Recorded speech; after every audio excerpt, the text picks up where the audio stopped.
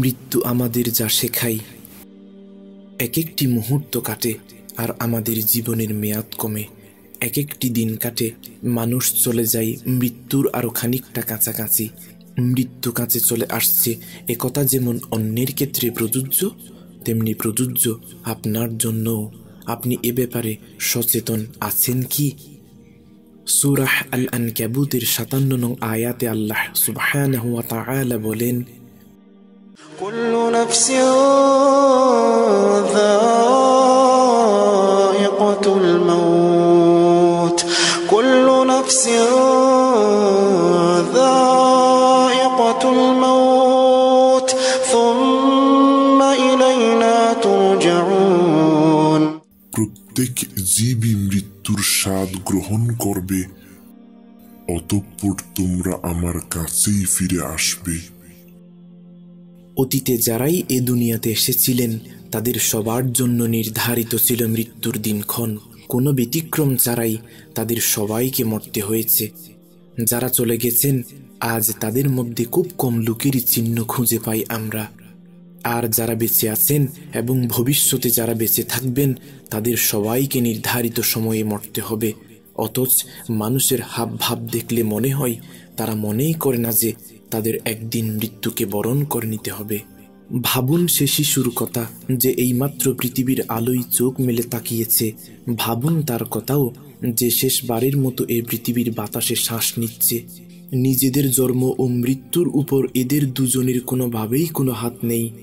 একমাত্র আল্লাহই জীবন দিতে পারেন এবং জীবন নিতেও পারেন।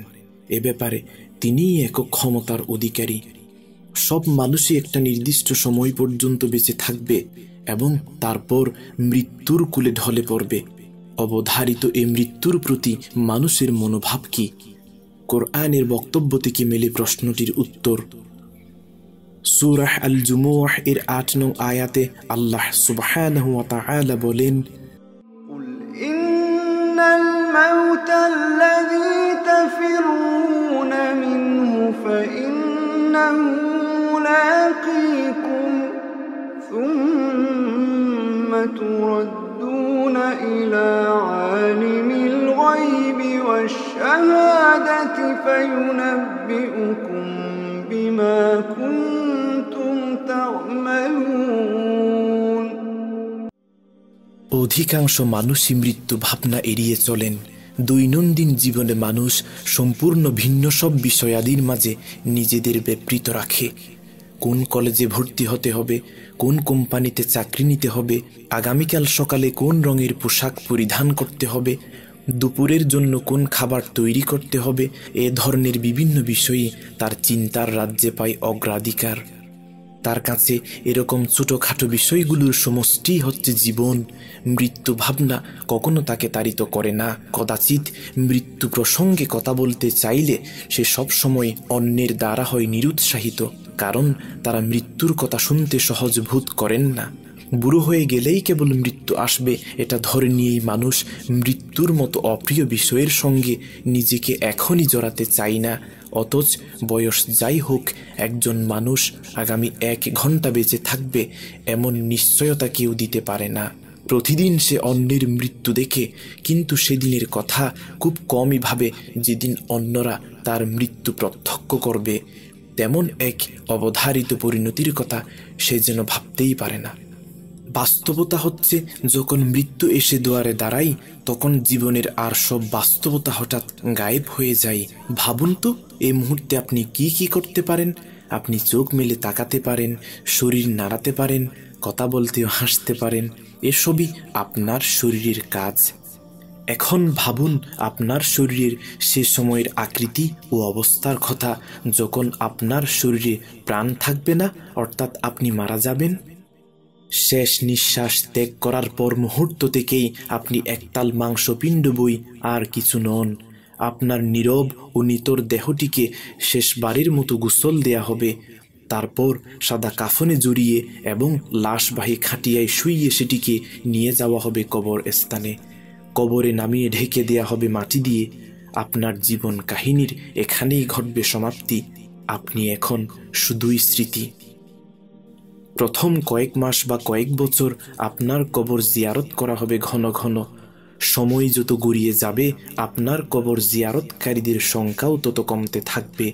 কয়েক দশক পরে সে সংখ্যা এসে দাঁড়াবে শূন্যের কোঠায়। এদিকে আপনার মৃত্যুতে আপনার পরিবারের সদস্যদের অভিজ্ঞতা হবে সম্পূর্ণ ভিন্ন। আপনার ঘর ও বিছানা খালি করা হবে। কাফন দাফনের পর আপনার ফেলে যাওয়া জিনিসপত্রের খুব কমই ঘরে রাখা হবে। আপনার কাপড় চোপড়, জুতো ইত্যাদি গরিবদের মাঝে বিলিয়ে দেয়া হবে। প্রথম কয়েক বছর কেউ কেউ আপনার জন্য কাঁদবে, কিন্তু সময় আপনার ফেলে যাওয়া স্মৃতিকে ক্রমশই ম্লান করে দেবে। 4 বা 5 দশক পর আপনাকে স্মরণ করার জন্য খুব কম মানুষ রয়ে যাবে। আরও পরে নতুন নতুন প্রজন্ম পৃথিবীতে আসবে এবং আপনার প্রজন্মের কেউ আর বেঁচে থাকবে না। আপনাকে কেউ মনে রাখলো কি রাখলো না তা আপনার জন্য হয়ে যাবে মূল্যহীন। মাটির উপরে যখন ঘটবে ওসব ঘটনা, তখন মাটির নিচে আপনার দেহটি দ্রুত ক্ষয়ে যেতে থাকবে। কবরে আপনাকে শুইয়ে দেওয়ার পরপরই অক্সিজেনের অভাবের সুযোগে লাশের মধ্যকার ব্যাকটেরিয়া ও কীটগুলো সক্রিয় হবে। এরা যে গ্যাস রিলিজ করবে তা লাশকে ফুলিয়ে দেবে এবং এর আকৃতি ও চেহারা দেবে পাল্টে। গ্যাসের চাপে মুখ ও নাক দিয়ে বেরিয়ে আসবে রক্তময় ফেনা সদৃশ পদার্থ। শরীরের চুল, নখ, করতল ইত্যাদি খসে পড়বে। বাইরের অঙ্গ প্রত্যঙ্গের মতো ভেতরের অঙ্গ প্রত্যঙ্গ যেমন ফুসফুস, হার্ট, যকৃত ইত্যাদিও ধ্বংস হবে। এরই মধ্যে ঘটবে সবচেয়ে কুৎসিত ব্যাপারটি। পেটের ভেতরে জমতে থাকা গ্যাসের চাপ সহ্য করতে না পেরে পেটের চামড়া যাবে ফেটে এবং পেট থেকে বেরিয়ে আসবে দুর্গন্ধময় তরল পদার্থ। শরীরের বিভিন্ন অংশ থেকে মাংসপেশি খুলে খুলে পড়বে এবং মগজ পচে গিয়ে কাদার মতো হয়ে যাবে। এভাবে ধীরে ধীরে দেহের কঙ্কালটি ছাড়া গোটা শরীরটাই মাটিতে মিশে যাবে। এখন পুরনো জীবনে ফিরে যাবার কোনো সুযোগ আর নেই। খাবার টেবিলে পরিবারের সদস্যদের নিয়ে খেতে বসা, সামাজিক কর্মকাণ্ডে অংশগ্রহণ করা বা একটি সম্মানজনক চাকরি পাওয়া ইত্যাদি কোনো কিছুই আর সম্ভব নয়। সংক্ষেপে বললে, মাংস ও হাড়ে গড়া আপনার যে শরীরটাকে সমাজ একটা পরিচিতি দিয়েছে, সেটির একটা বাজে পরিণতি ঘটবে। অন্যদিকে আপনি বা আপনার আত্মা ওই শরীরটা ত্যাগ করবেন। শেষ নিঃশ্বাস ত্যাগ করার পর মুহূর্তেই আত্মাহীন আপনার প্রিয় শরীর বা আপনার বাকি অংশ হয়ে যাবে মাটির অংশ। এ সবই ঘটবে, কিন্তু কেন ঘটবে? আল্লাহ চাইলে মরদেহের অমন করুণ পরিণতি ঘটত না, অথচ আপনার মৃত্যুর পর এমনটি ঘটবে এবং সব মানুষের ক্ষেত্রে তাই ঘটে। কারণ এর মাধ্যমে আল্লাহ আমাদের সবার কাছে একটি খুবই গুরুত্বপূর্ণ মেসেজ বা বার্তা পৌঁছে দিতে চান। তিনি চান মানুষের ভুদুদয় ঘটুক, মানুষ উপলব্ধি করুক যে বাইরের শরীরটাই সে নয়, বরং সে আসলে একটি আত্মা। শরীরটা যাকে ধারণ করে আছে, অন্যভাবে বললে শরীরের বাইরেও তার একটি অস্তিত্ব আছে। আল্লাহ চান না মানুষ তার শরীরের অবশ্যম্ভাবী পরিণতি সম্পর্কে উদাসীন থাকুক। তার প্রিয় শরীরটি যে হঠাৎ করেই একদিন নিতর হয়ে যাবে, পরিণত হবে কীট পতঙ্গের খাদ্যে, এ কঠিন সত্যটি মানুষ ভুলে থাকুক, তা মহান স্রষ্টা চান না। তিনি চান মানুষ সে দিনটির জন্য মনে মনে সদা প্রস্তুত থাকুক, যে দিনটি হয়তো খুব কাছেই চলে এসেছে। অথচ অধিকাংশ মানুষই মৃত্যুকে ভুলে থাকে, এড়িয়ে চলে মৃত্যু ভাবনাকে। আসলে মানুষের প্রকৃতি এমন যে সে যা পছন্দ করে না তা এড়িয়ে চলতে চায়। এমনকি কখনো কখনো সে তার অপছন্দনীয় জিনিসের অস্তিত্বই অস্বীকার করে বসে। মানুষ মরতে চায় না, তাই মৃত্যু চিন্তাকে সে এড়িয়ে চলতে চায়। কোনো আপনজন মারা গেলে তার মনে পড়ে মৃত্যুর কথা, কিন্তু তা খুব বেশি সময়ের জন্য নয়, সে আবার বেখেয়াল হয়ে পড়ে। প্রায় সব মানুষই মনে করে যে মৃত্যু তার কাছ থেকে অনেক দূরে রয়েছে। সে প্রতিনিয়ত দুর্ঘটনায় মানুষ মরার খবর পায়, শুনে ঘুমের মধ্যে অন্যের মৃত্যুর কথা, কিন্তু কখনোই ভাবে না যে হঠাৎ একদিন তার অবস্থাও অমন হতে পারে। প্রত্যেকেই ভাবে যে তার মৃত্যুর এখনো সময় হয়নি এবং সে আরো অনেক দিন বাঁচবে। স্কুলে যাবার পথে বা কোনো গুরুত্বপূর্ণ মিটিংয়ে যাবার সময় হঠাৎ করেই যে মানুষগুলো মারা গিয়েছে তারাও ওই একই কথা ভেবেছিল। সম্ভবত তারা কখনোই ভাবেনি যে পরের দিনের সংবাদপত্রে তাদের মৃত্যুর খবর ছাপা হবে। এটা খুবই সম্ভব যে আপনি যখন এই ভিডিওটি দেখছেন তখন নিজের মৃত্যুকে সন্নিকট ভাবছেন না। সম্ভবত আপনি ভাবছেন যে আপনার এখনো মরার সময় হয়নি এবং আপনাকে সামনে অনেক কাজ করতে হবে। আপনি কি অবচেতন মনে হলেও মৃত্যুকে এড়িয়ে চলতে চাচ্ছেন এবং মৃত্যুর কাছ থেকে পালিয়ে বাঁচবার ব্যর্থ চেষ্টা করছেন? অথচ সূরা আল আহজাবের 16 নং আয়াতে আল্লাহ সুবহানাহু ওয়া তাআলা বলুন, তোমরা যদি মৃত্যু অথবা হত্যা থেকে পলায়ন করো তবে এ পলায়ন তোমাদের কাজে আসবে না এবং তোমাদের খুব সামান্যই ভোগ করতে দেয়া হবে।